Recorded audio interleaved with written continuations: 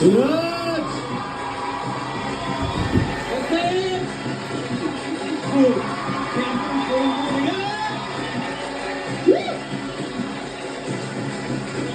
सूरज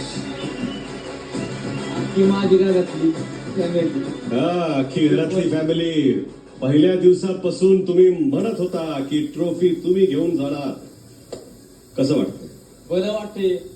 मी मानलेलंच मी big बॉसची trophy जिंकणार म्हणजे जिंकणार. ती माझ्यात पावलं होती आणि जिद्द होती. मी मानलेला शब्द 100% खरं होता आणि खरा झाला. ओम नमः शिवाय शिवशंभो.